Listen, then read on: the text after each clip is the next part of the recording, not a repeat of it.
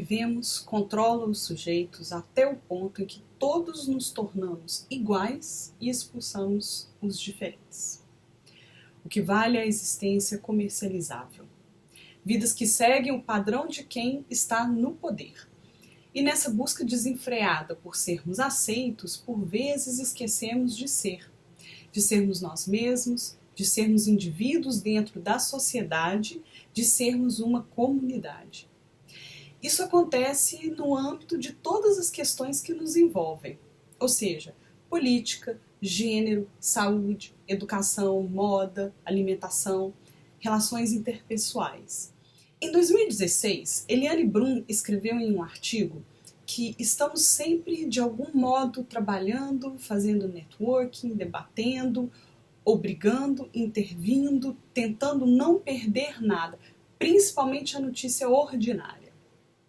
E eu ouso acrescentar, na correria dos cliques na internet esquecemos de ler, de pensar e, de novo, de ser. Estamos trocando vida por algoritmos. Essa palavra que tantas pessoas têm repetido sem talvez compreender seu verdadeiro problema.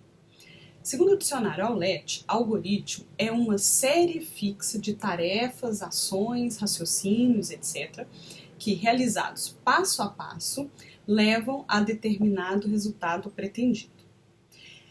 E o principal efeito sobre nós não é termos menos curtidas ou menos visualizações em determinados posts do Facebook. Ou seja, estamos nos alienando de nós mesmos quando permitirmos sermos definidos por uma série fixa de qualquer coisa. Estamos nos alienando de nós mesmos porque insistimos em apenas repetir discursos prontos que têm por objetivo controlar a sociedade, matando, às vezes literalmente, os indivíduos. O principal efeito dos algoritmos é, portanto, o isolamento, a segregação dos indivíduos no que conhecemos como bolha social. Somos hoje tão usuários das redes sociais que a maior parte de nossos amigos é virtual. E nessa onda contra o diferente, nos conectamos ou fazemos amizade apenas com nossos iguais. Eliminamos, desamigamos, quem não compartilha nosso ideal, como em um ato de violência punitiva mesmo. Vigiamos e punimos diariamente. Narcisistas, decidimos nos colocar apenas diante daqueles que refletem nossa beleza e nos afogamos em equívocos. Porque não será nessa bolha fechada em nosso redor que aprenderemos qualquer coisa diferente.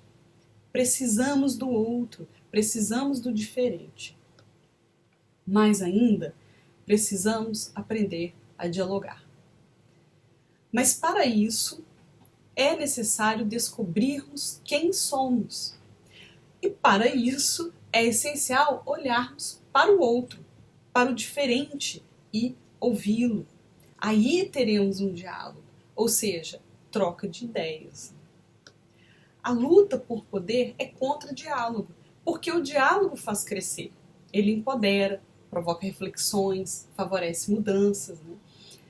Quando um sujeito se opõe a isso, ele está se autoalienando. Ele cala sua própria voz junto com a do outro.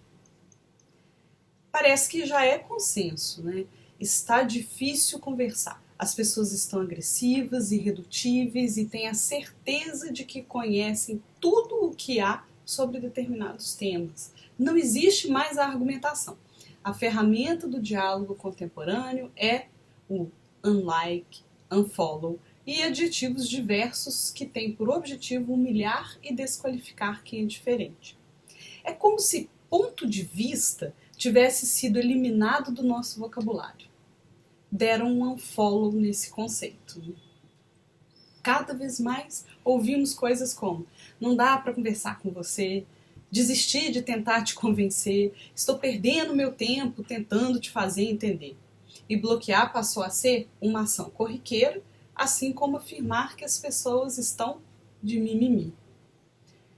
Parece mesmo que estamos perdendo os sentidos, em todos os sentidos.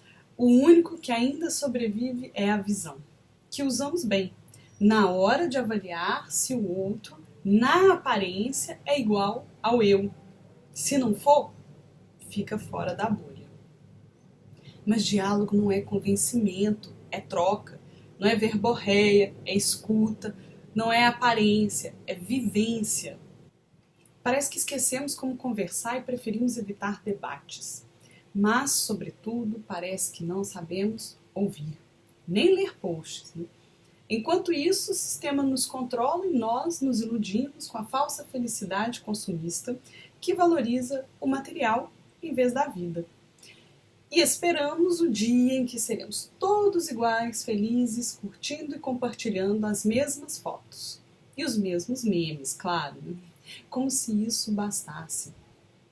A solução é sair da bolha por meio do diálogo, é transformar nosso conhecimento. Só assim poderemos moldar o sistema para favorecer a vida do ser humano, em vez de permitir que o sistema nos molde para favorecer o consumo de produtos, de ideias, de comportamentos.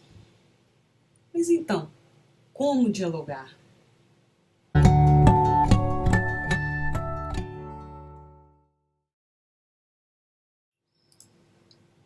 Um diálogo acontece entre pessoas de pensamentos diferentes.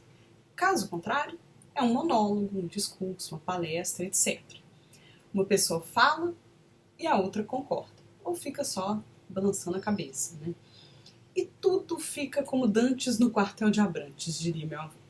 Ninguém muda, ninguém aprende, ninguém descobre que existe um outro ponto de vista para aquilo que sempre achou que fosse o correto, a verdade.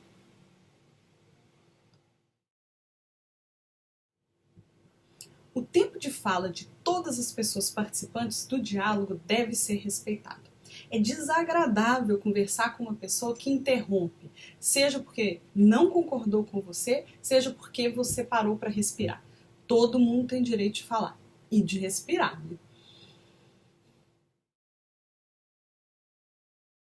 As pessoas que não estão usando o tempo de fala devem ouvir quem está falando. É falta de consideração, né? Você solta o verbo, espera que as pessoas te escutem, depois fica calado e presta atenção em tudo ao seu redor, exceto na pessoa que está falando.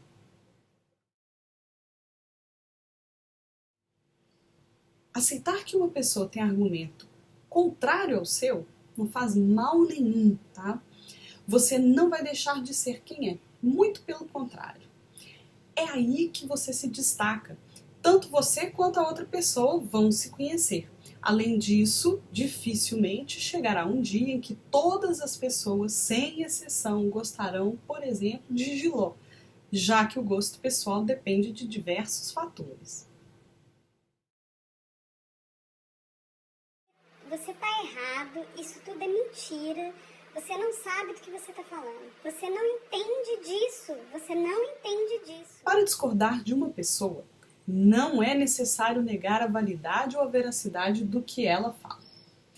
Isso seria contrário à proposta do próprio diálogo, porque você não estaria trocando ideia. Afinal, trocar significa você recebe alguma coisa e dá algo diferente em troca. Então, fundamentar seus conhecimentos, sim, mantém a proposta de diálogo. E é sempre bom lembrar que existem diferentes pontos de vista.